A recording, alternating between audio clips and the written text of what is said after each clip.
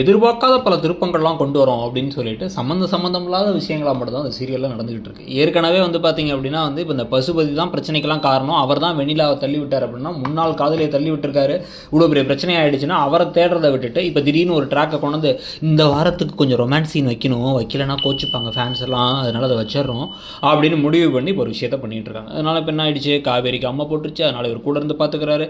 Pneumonia காய்ச்சல் வந்து அது குழந்தைய பாதிக்கும், ஆனால் அதை மதர் கிட்ட சொல்லாதீங்கிறாங்க. அந்த மதர் தான் வந்து அம்மை போட்டாலே குழந்தைய பாதிக்குங்கிறத சொன்னவங்களே முதல்ல.